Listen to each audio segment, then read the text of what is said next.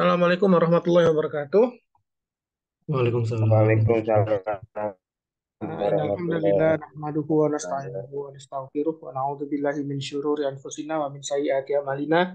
May yahdihillahu fala mudhillalah wa may yudlil fala hadiyalah. Asyhadu an la ilaha illallah wahdahu la syarikalah wa asyhadu anna Muhammadan abduhu wa rasuluhu la nabiyya ba'dah. Allahumma sholli ala Muhammad wa ala ali Muhammad. Alhamdulillah adik-adik sekalian, pada kesempatan malam hari yang cerah ini ya, kita akan kuliah mengenai kuliah epidemiologi klinik dan evidence based medicine. Nah, salah satu materi yang harus kita kuasai dalam kuliah ini adalah kita setelah mengikuti kuliah ini mampu kita menulis suatu evidence based case report ya. Nah, jadi ini sangat penting ini kita melakukan pembelajaran ini ya, sehingga kalian nanti dapat mengangkat hal-hal yang kalian temukan di klinik ya, yang mungkin nanti jarang kasusnya ya, atau ada permasalahan baru, ada komplikasi baru ya.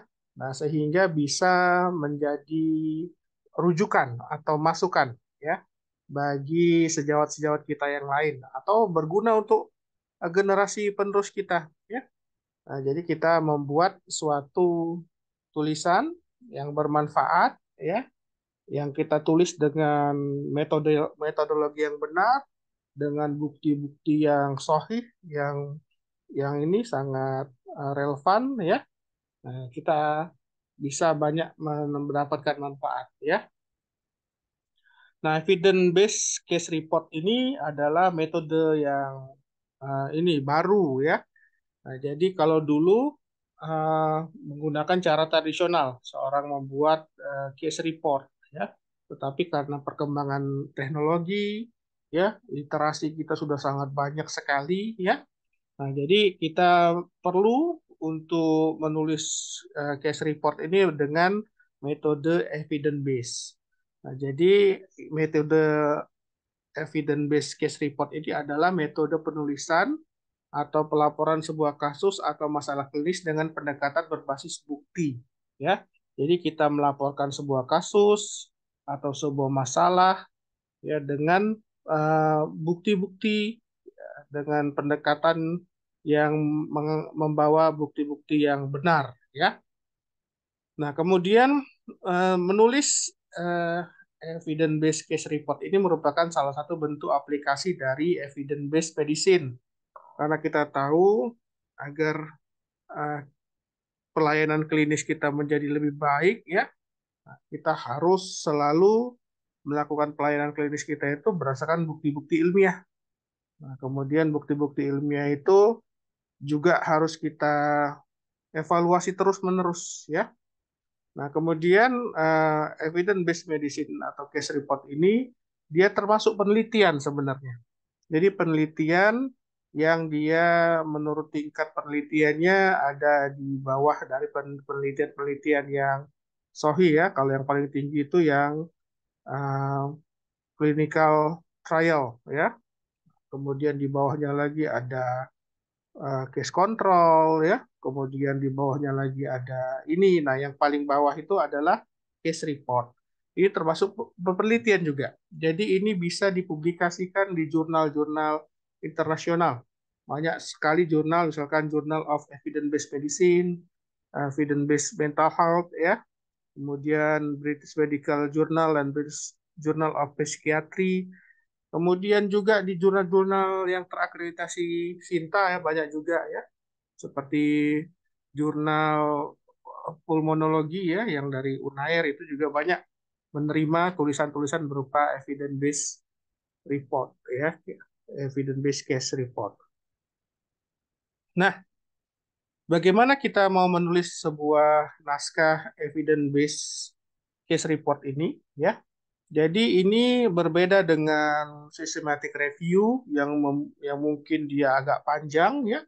Bahkan systematic review itu bisa sampai 20-25 halaman ya. Nah, tetapi untuk evidence based case report ini kita tulis secara ringkas. Jadi jumlah kata itu kira-kira maksimum sekitar 2.500 kata ya. Jadi kira-kira antara 4 sampai 5 lembar halaman jurnal, ya. Nah, kemudian kita boleh menambahkan beberapa ilustrasi yang nanti akan mempermudah pembaca untuk memahami apa yang kita tulis, apa yang kita laporkan, ya. Nah, ilustrasi tersebut bisa berupa grafik. Nah, jadi grafik ini kita menggambarkan ya dengan bentuk gambar ya untuk memperjelas case report kita. Ya, misalkan patofisiologi penyakit ya, kemudian faktor risiko ya. Nah, ini bisa kita buat dalam bentuk grafik agar lebih menarik dan lebih memperjelas. Ya, jadi kalau grafik ini kita taruh dulu grafiknya, kemudian kita jelaskan agar pembaca itu tidak menafsirkan sendiri grafiknya. Jadi ada penjelasan mengenai grafik tersebut.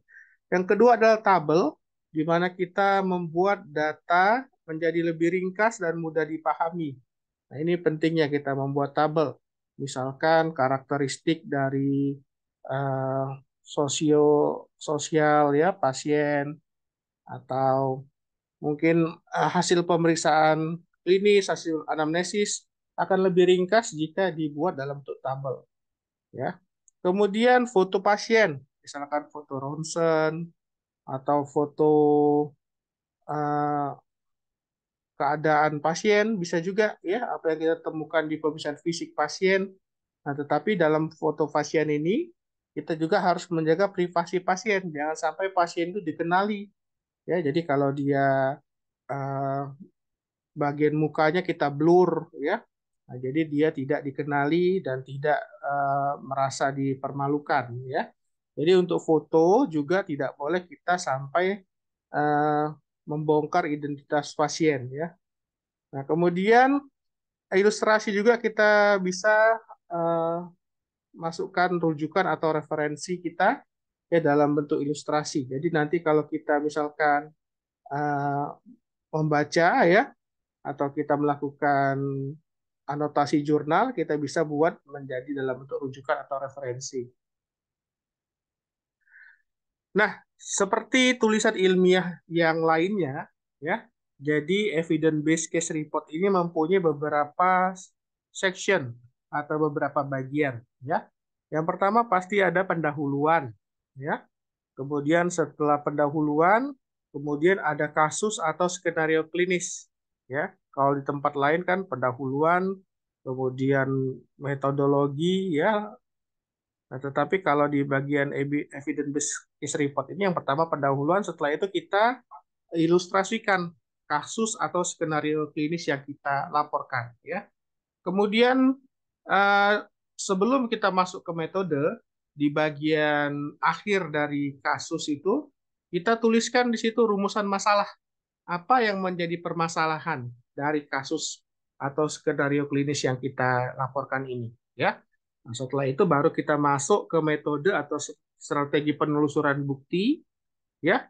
Kemudian hasilnya bagaimana dan kemudian kita bahas dengan diskusi, ya. Ada section yang dia ini membahas mengenai diskusi dari kasus tersebut. Nah, kemudian kita buat menjadi suatu kesimpulan yang menggambarkan seluruh kasus tersebut dari pendahuluan, ya, masalahnya, kemudian hasilnya, dan ini ya pokoknya jadi satu kesimpulan yang utuh. Nah, kemudian yang kedelapan adalah kita menyertakan daftar pustaka, ya. Nah, di pendahuluan di bagian pertama dari tulisan kita, ya. Nah, ini biasanya juga ada ini ya.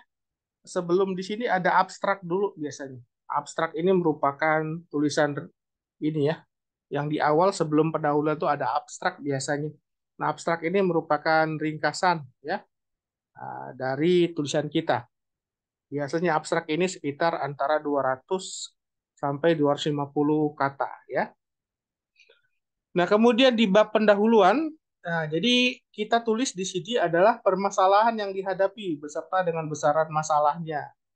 Ya, jadi misalkan PPOK, ya, PPOK itu masalah besar di Indonesia misalnya, ya, karena PPOK ini makin tahun makin banyak penderita PPOK, ya. Kemudian makin besar pula dana yang dikeluarkan oleh pemerintah untuk mengobati pasien-pasien PPOK, ya, menjadi beban bagi asuransi kesehatan, misalkan, ya. Nah, kemudian masalah itu ya semakin besar masalahnya, ya semakin menarik untuk dibaca, ya. Jadi kita dalam menulis evidence based case report ini, ya kita utamakan ini yang merupakan permasalahan yang sedang dihadapi, yang sedang in atau sedang viral, ya, atau merupakan masalah yang memang selalu kita hadapi. Nah, kemudian kalau ada knowledge gap, ya, ada atau tidak? Ada antara kesenjangan antara teori dengan kenyataan, ya, antara teori dengan kenyataan. Misalkan dalam teori itu, ya, kalau pendidikan kita makin bagus, ya, tentu masyarakat kita akan semakin mampu untuk menjalankan hidup sehat. Ya, angka perokok tentu akan menurun kalau pendidikan kita semakin tahun semakin bagus, ya. Nah, jadi angka perokok menurun, penyakit-penyakit akibat rokok juga menurun. Nah, tetapi kenapa walaupun pendidikan kita makin lama makin bagus, makin banyak orang yang kuliah, nah tetapi perokok kita ini kok setiap tahun makin bertambah, bukannya berkurang. Ya, nah ini adalah knowledge gap. Jadi ada kesenjangan antara harapan, ya, atau yang ada di textbook atau yang ada di ilmu kita dengan kenyataan yang ada. Itu disebut dengan permasalahan, ya. Nah, jadi kalau ada yang benar-benar bertentangan dengan ini, ya, dengan harapan kita, dengan knowledge kita, ya. Nah, dengan kenyataan yang kita hadapi sekarang itu adalah knowledge gap. Nah, ini harus dituliskan, ya. Nah, kemudian bila terdapat hal yang masih kontroversial dalam praktik sehari-hari, ya, baik dalam aspek diagnosis, tata laksana, prognosis, maka dicantumkan di dalam bagian pendahuluan ini. Sehingga ini merupakan dasar untuk mencari bukti lebih lanjut. Ya. Jadi kalau misalkan ada metode diagnosis baru, ya, yang masih kontroversial, ya, atau tata laksana, ya. Kalau dulu misalkan terapi cuci otak misalkan, ya, pada yang dilakukan oleh dokter terawan misalkan, ya itu kan masih kontroversial, misalkan vaksin gitu, ya, masih kontroversial. Nah, jadi ini harus kita cantumkan di dalam pendahuluan itu, ya, sehingga ini merupakan dasar untuk mencari bukti yang lebih lanjut, ya. Nah, kemudian yang tak kalah penting di bagian pendahuluan di akhirnya itu di ini disebutkan atau dituliskan apa tujuan atau kepentingan penulisan laporan kasus ini.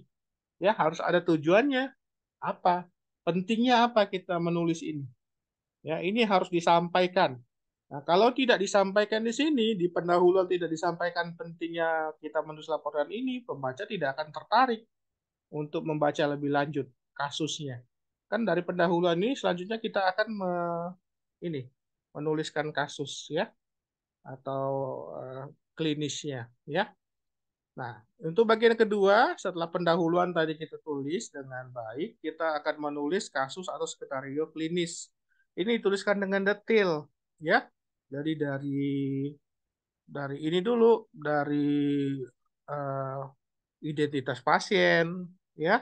Kemudian sosiodemografi pasien bagaimana, kemudian dari anamnesis, pemeriksaan fisik, apa yang ditemukan, perusahaan penunjang apa yang dilakukan, ya, kemudian diagnosis kerja, diagnosis banding, ya, kemudian terapi bagaimana, kalau ada rujukan tulis rujukan juga, prognosisnya bagaimana, ya, jadi semuanya dituliskan dengan detail. Kemudian kalau ada data yang relevan dengan permasalahan klinis yang ingin dicarikan buktinya, ya, ini yang harus kita tulis. Tapi kalau data yang tidak relevan itu tidak perlu dicantumkan, ya. Data-data yang tidak berhubungan dengan diagnosis, dengan tata laksana misalkan, ya, itu tidak perlu dicantumkan, ya. Nah, kemudian pada bagian akhir dari skenario klinis ini tadi baru kita tulis yang namanya rumusan masalah. Ya, ini ditulis dengan format Pico ya, sudah tahu adik-adik sekalian ya. Nah, rumusan masalah ini di bagian akhir dari eh, kasus atau skenario klinis tadi ya. Nah, format Pico itu P atau problem masalah pada pasien itu apa ya. Kemudian I ya, yang merupakan suatu intervensi, indeks atau indikatornya apa ya. Kemudian C merupakan kependekan dari comparison atau perbandingan dan outcome-nya bagaimana ya. Nah, jadi apa itu masalah pada pasien, apa kemudian intervensi yang dilakukan itu apa ya. Kemudian bagaimana dibandingkan dengan apa ya. Kemudian outcome yang diharapkan. Nah, kemudian berbagai aspek manajemen pasien seperti diagnosis, pelaksana dan prognosis dapat menjadi masalah klinis yang dirumuskan menjadi sebuah pertanyaan clinical answer ya, yang akan dicari jawabannya dalam bentuk bukti-bukti. Ya, jadi dirumuskan masalahnya ya dalam bentuk pertanyaan ya. Nah, kemudian bab selanjutnya adalah metodologi, yaitu kita di dalam metodologi menjelaskan dengan detail dan transparan langkah-langkah yang kita lakukan dalam pencarian bukti ilmiah, sehingga langkah ini dapat dilakukan oleh orang lain. Ya, misalkan kita eh, menunjukkan sumber kita mencari jurnalnya, itu misalkan di PubMed, di Cochrane atau Embase ya, atau Google Scholar. Nah, ini disebutkan kalian mencari rujukannya itu dari mana. Kemudian strategi pencarian, misalkan kata kunci yang digunakan itu apa, ya. Bisa juga pakai bulen ini kemarin ya. Jadi or, and, not itu bisa dipakai ya. Jadi kata kunci apa yang digunakan dalam kita mencari uh, literaturnya, ya. Kemudian literatur atau jurnal ilmiah yang kita dapatkan itu tidak semuanya diambil. Ada jurnal yang kita ambil ya, yang itu masuk kriteria inklusi ya. Kemudian ada jurnal yang kita tolak ya, yang tidak kita ambil. Itu yang disebut dengan eksklusi, kita keluarkan ya. Kemudian kalian sebutkan berapa jumlah artikel yang kalian dapatkan yang bisa kalian gunakan dalam uh, laporan kasus ini ya. Kemudian setelah diseleksi berapa naskah lengkap yang benar-benar akan menjadi rujukan bagi kita ya. Nah, kemudian juga biasanya setelah lengkap naskahnya terpilih ya, ada beberapa naskah misalkan kita melakukan pencarian di Cochrane atau di PubMed, kita dapatlah 50 naskah. Setelah kita pilih ada melalui kriteria inklusi dan eksklusi, tinggallah 25 atau 20 naskah ya. Nah, kemudian dari 20 naskah yang terpilih itu kita juga nilai tiga aspek, yaitu validitas penelitian.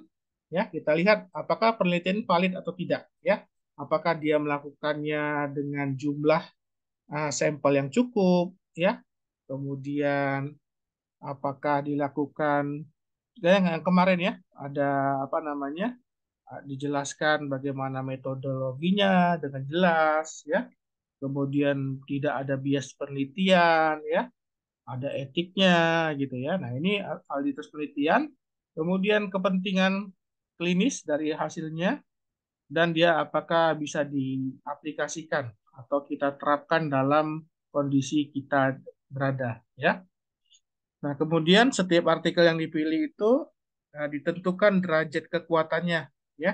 Dari level of evidence yang paling tinggi tentu dia yang ini klinik randomized clinical control trial ya, RCT ya. Ini yang paling tinggi.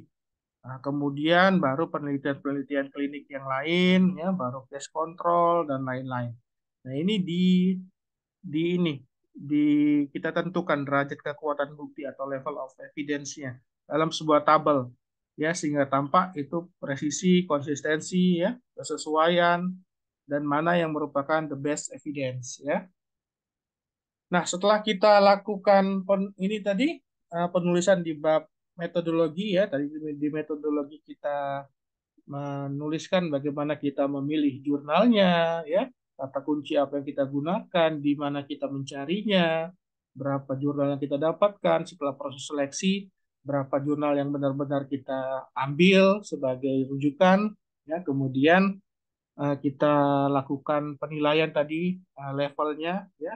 Nah, baru kita masuk ke sesi diskusi. Nah, di diskusi ini dibahas apa interpretasi dari kasus tersebut, ya, dan relevansi bukti yang ada dengan masalah klinis yang dihadapi, ya.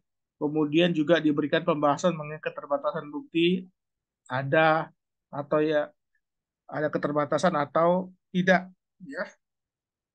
Nah, kemudian bila terdapat bukti yang kuat dalam bagian diskusi juga dapat dituliskan rekomendasi tata laksana. Jadi kita merekomendasikan tata laksana apa untuk kasus sejenis, ya. Misalkan eh, gagal nafas ya akibat PPOK, eksacerbasi akut, ya, gagal nafas tipe 2 misalkan, ya. Nah, kita rekomendasikan itu tata laksana mestinya ada apa gitu ya. Yang di rumah sakit kita mungkin kita tidak memiliki alat tersebut ya. Tapi tata laksana yang terbaru ya yang direkomendasikan dari ahli ya itu memerlukan alat atau memerlukan uh, media yang ini ya yang lebih canggih ya. Ini direkomendasikan ini. Walaupun tempat kita tidak ada ya, misalkan untuk mendiagnosis suatu penyakit pneumonia COVID, ya, pneumonia, pneumonia COVID itu kan didiagnosis biasanya dengan CT scan gitu ya. Nah, walaupun di rumah sakit kita tidak punya CT scan ya, kita cuma mendiagnosis berdasarkan klinis, nah kita rekomendasikan tata laksana yang terbaik atau metode diagnosis terbaik ya yang harus digunakan dalam menangani kasus yang sejenis. Nah, kemudian kesimpulan, oh ini kok kecil ya. Kesimpulan itu menjelaskan keseluruhan dari gagasan atau penelitian ya. Nah, jadi dijelaskan ya dari latar belakang kita singgung sedikit pentingnya masalah ya, kemudian hasilnya bagaimana ya, kemudian rekomendasi kita apa gitu ya. Ini dibuat dalam suatu bentuk kesimpulan yang utuh ya. Nah, kesimpulan ini biasanya ini yang dibaca dahulu oleh pembaca, ya. Nah, jadi pembaca itu kadang-kadang dia setelah latar belakang langsung membaca ke kesimpulan ini. Ya, kira-kira apa kesimpulan dari tulisan ini, gitu ya. Nah, jadi kita harus buat kesimpulan ini dengan menarik, ya, kemudian komprehensif, ya, dan juga eh, solutif. Kesimpulan ini memberikan solusi dari suatu masalah, ya. Nah, kemudian ciri-ciri kesimpulan yang baik itu yang pertama dia sederhana, singkat dan jelas. Jadi kesimpulan itu tidak panjang, ya, biasanya terdiri dari paling banyak 3 kalimat lah, ya. Jadi kalimat utama, kalimat penjelas satu, penjelas dua, gitu ya. Nah, kemudian dalam kesimpulan ini pesan itu semuanya disampaikan, ya. Kemudian intisari tulisan itu semuanya bisa kita eh, bisa kita lihat dari kesimpulannya, ya. Kemudian dimulai dari hal yang khusus ya menjadi hal yang sangat umum, ya. Jadi yang khusus dulu apa temuan-temuan kita, nah kemudian kesimpulan secara umum dan solusinya bagaimana. Kemudian menggunakan kosakata yang baku ya, jadi jangan gunakan kalimat yang tidak baku di sini. Kemudian dapat bergabung dengan kalimat utama ya, kemudian dapat berupa hubungan sebab akibat ya atau akibat sebab ya. Nah, kemudian dibuat berdasarkan kata kunci pada kalimat penjelas dan ide pokok. Jadi kesimpulannya itu memuat kata kunci ya, sehingga kalau dicari di mesin pencari ya, kesimpulan kita akan terbaca ya. Jadi harus ada kata kuncinya. Nah, kemudian setelah kalian menulis kesimpulan, ya kalian tentu harus membuat daftar pustaka, ya. Nah, daftar pustaka ini penting karena ini yang menjadikan tulisan kita itu berbobot, ya. Kita akan berbobot menjadi seorang penulis kalau kita banyak membaca. Ya, nggak mungkin seorang penulis itu bisa menulis dengan baik tanpa dia banyak membaca. ya. Nah, jadi daftar pustaka itu mencerminkan ya kalau daftar pustakanya banyak ya, kemudian relevan, kemudian valid, nah itu menandakan suatu tulisan yang berkualitas ya. Nah, jadi daftar pustaka itu adalah kumpulan buku-buku atau sumber lain ya, jurnal yang digunakan untuk menyusun karya tulis kita ya, istilah lain disebut sumber pustaka, pranala, bisa juga atau rujukan atau referensi bisa. Mana saja yang boleh dipakai ini. Semuanya boleh dipakai. Kemudian ditempatkan di akhir ya karya ilmiah kita, dan manfaatnya adalah pertama kita menunjukkan bahwa tulisan kita ini benar-benar kuat ya, ilmiah ya, tidak manipulatif. Nah, dengan kita menampilkan daftar pustaka, jadi rujukan-rujukan yang sudah kita baca. Kemudian ini adalah salah satu bentuk etika menulis. Ya, nggak mungkin tulisan itu semuanya hasil pekerjaan kita, nggak mungkin. Ya, jadi nggak mungkin kita melakukan semua itu sendiri. Ya, nah, jadi ilmu itu tidak terkumpul pada satu orang.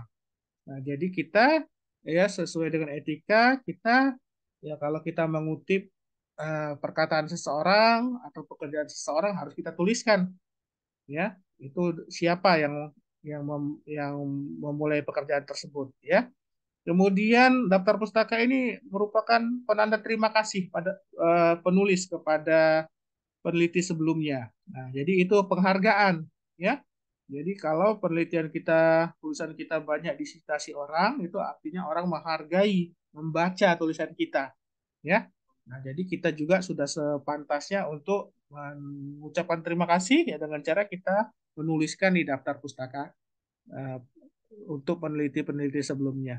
Nah, kemudian itu merupakan wujud dukungan akan ide penulis. Jadi penulis yang memang idenya dipakai atau banyak menginspirasi orang, ya, menginspirasi ilmuwan lain, tentu dia akan banyak ditulis sebagai disitasi, ya, banyak dia akan disitasi. Nah, apa keuntungannya kalian melakukan penulisan evidence based case report ini? Yang pertama adalah melatih keterampilan praktik EBM. Nah, jadi ini prakteknya ini setelah kita belajar kuliah EBM itu apa, ya, mekanismenya bagaimana, ya. Nah, ini kita praktik dengan kita melakukan penulisan ini. Dan ini merupakan tugas kalian ini, tugas kuliah EBM ini adalah menghasilkan satu tulisan case report yang baik ya, evidence based case report. Kemudian kita mengisi knowledge gap yang ada ya. Jadi mungkin kasus-kasus yang jarang ya, kemudian yang baru ya. Nah, ini kita bisa tulis menjadi suatu evidence based case report. Nah, ini akan mengisi keilmuan kita ya, kemudian menyumbang ke ilmu pengetahuan ya. Nah, kemudian case report ini ya, terutama yang menerapkan prinsip evidence based ini merupakan sumber yang baik ya, sumber yang relevan, sumber yang terpercaya untuk disusun menjadi pedoman tata laksana penyakit atau keadaan tertentu ya. Jadi kadang-kadang um, guideline ya itu juga guideline suatu penyakit ya, pada pelaksanaan diagnosis itu juga menggunakan evidence based case report ini sebagai rujukannya ya. Nah, kemudian tentu di era digitalisasi ini ya, agar kita bisa menulis dengan baik ya, evidence based case report ini kita memerlukan sarana elektronik library yang kuat ya. Nah, jadi kita misalkan harus berlangganan jurnal-jurnal yang berbayar ya. Nah, jadi institusi nah ini harus mendukung ini ya, agar kita bisa menulis dengan baik. Tentu sumber-sumbernya juga harus baik ya, harus relevan, harus terpercaya ya. Nah, ini kuliah kita pada kesempatan kali ini adik-adik tentang bagaimana kita menulis suatu evidence based case report ya. Nah, ini menjadi tugas kalian ini nanti ya, agar kalian bisa menyelesaikan mata kuliah ini, kalian harus menghasilkan satu buah tulisan berupa evidence based case report yang akan dikumpul di akhir semester ya. Jadi agar nilainya terpenuhi, kalian harus mengumpulkan tugas ini. Mungkin ada pertanyaan adik-adik, silakan.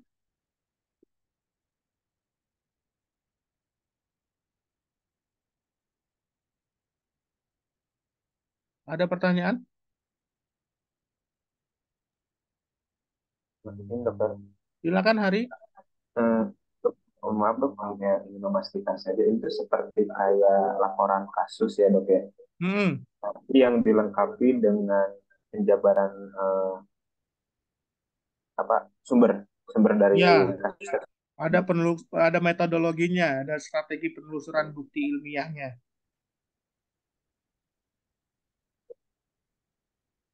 Ya dok. Oke. Ya, Terima kasih dokter.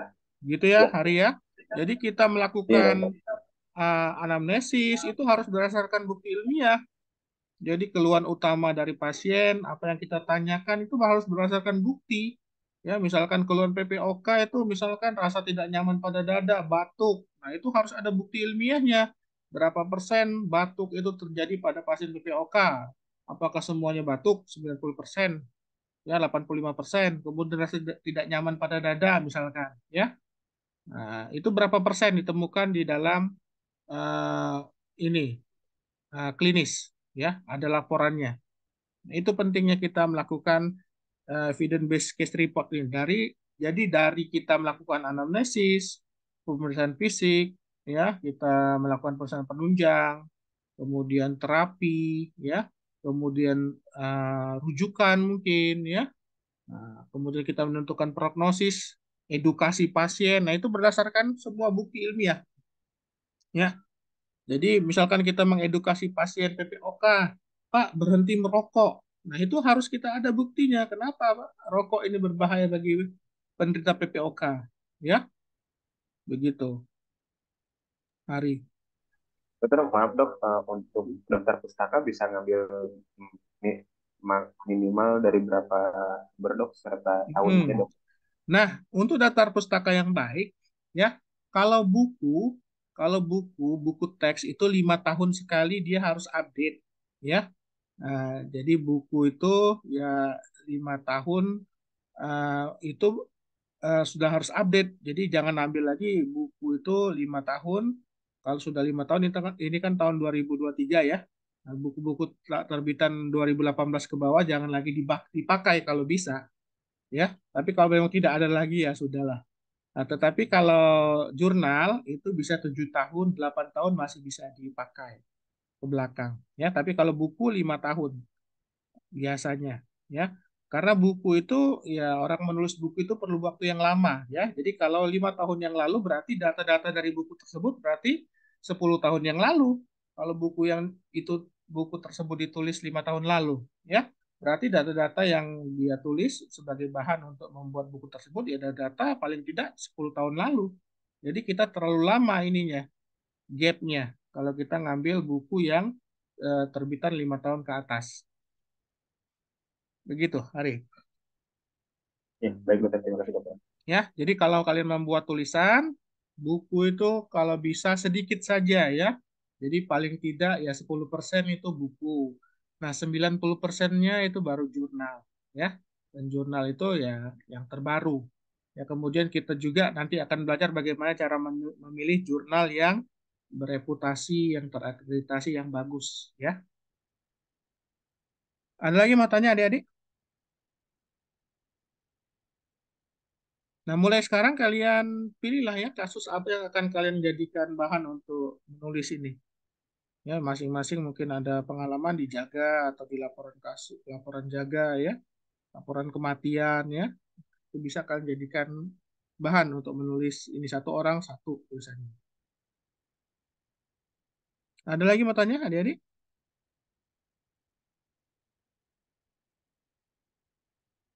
Sudah jelas? Izin bertanya dong. Silakan, Pradila. Ya, Eh, eh, ya, silakan Dil. Dokter izin untuk yang rumusan masalah kan tadi ada dengan apa ya dokter? Hmm, Ya, izin dijabarkan dengan Piko ya dokter. iya, kan sudah belajar Piko kan ya? Ya, iya dokter. Apakah dijabarkan juga dokter untuk eh, em, nanti pada case reportnya dok? Mm-mm. Ya, jadi Oke. ditulis ya. Jadi Ya. rumusan masalah itu harus tersurat, harus kita benar-benar tulis. Ya, jadi permasalahan yang akan kita angkat dalam tulisan ini adalah ya misalkan pada pasien PPOK dengan gagal nafas tipe tipe 2 ya. Masalahnya apa gitu? Kenapa pasien PPOK exacerbasi itu dia bisa sampai jatuh pada kondisi gagal nafas? Kenapa? Nah, jadi ya, harus ada rumusan masalah itu. Ya, harusnya kan kalau kita tata laksana dengan baik, ya, dia nggak sampai gagal nafas. Nah, kenapa dia itu menjadi gagal nafas pada kasus ini, gitu, misalkan. Nah, jadi harus benar-benar ini, ya, tersurat, ya. Jadi eh, manajemen pasien, diagnosis, ya, nah, itu atau prognosis itu dapat menjadi masalah yang kita rumuskan dalam bentuk pertanyaan. Ya, bagaimana, kenapa, ya. Dan itu yang akan kita jawab, ya, dalam bab berikutnya, yaitu kita melakukan diskusi, ya, dan menarik kesimpulan itu akan terjawab permasalahan tersebut di kesimpulannya. Asik. Begitu, Dila. Gimana, Dila? Suara saya putus-putus ya, Dila? Iya, eh, tidak dokter, baik Oh, bagus ya. Soalnya sinyalnya. dokter. Ada lagi yang mau Sudah tanya? Terima kasih dokter. Ya, silakan yang mau bertanya. Iya,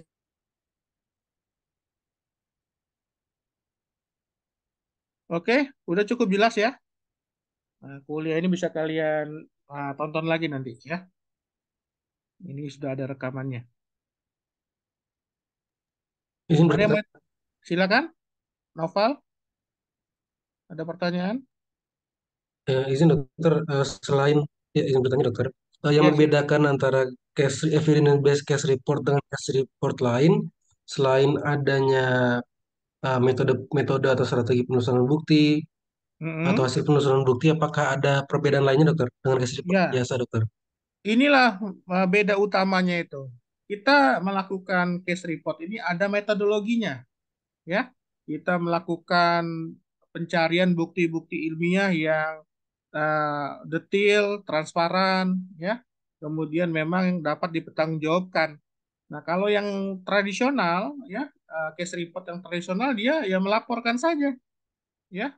Dia berdasarkan pengalaman, ya, kemudian pendapat ahli saja, tanpa menyertakan bukti-bukti ilmiah yang terbaru. Nah, jadi itu yang membedakan antara evidence based case report, ya, dengan case report yang tradisional. Ya, kalau tradisional tadi hanya menggunakan pengalaman, textbook lama, ya, kemudian pendapat para ahli gitu. Nah, sedangkan kalau di evidence based case report ini dia melakukan penelusuran bukti-bukti ilmiah terbaru dan terpercaya. Begitu, Naval. Baik dokter, terima kasih. Mm-mm. Jadi ini langkah yang krusial ini ya di metodologinya ini. Jadi ini benar-benar harus dilakukan ini, ya. Jadi kalau dia case report tanpa ini ya bukan evidence base, tanpa metodologi ini.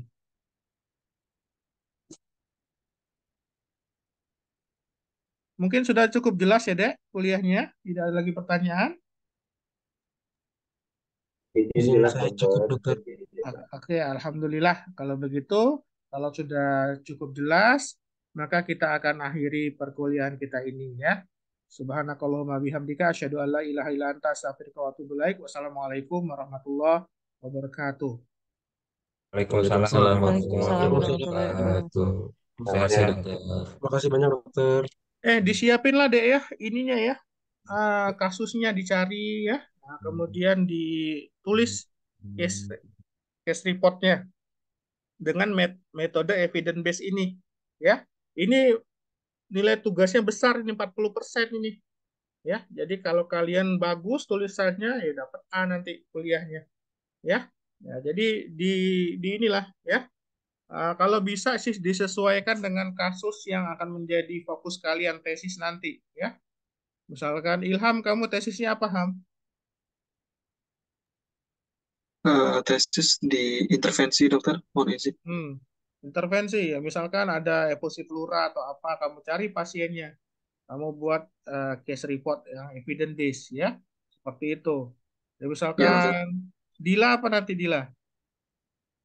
Dila infeksi dokter. Nah, misalkan TB atau pneumonia ya, apa aja gitu. Baik dok. Ya, dicari kasusnya. Nah, kemudian tadi dibuat dari pendahuluannya, ya. Nah, kemudian rumusan masalahnya apa, metodologi pencarian bukti-bukti ilmiahnya, ya. Nah, sebelumnya itu kasusnya dulu ditulis dengan jelas, gitu ya.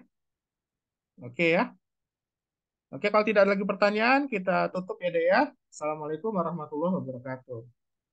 Waalaikumsalam Waalaikumsalam warahmatullahi warahmatullahi wabarakatuh. Waalaikumsalam Dokter. warahmatullahi Shalom, wabarakatuh. dokter.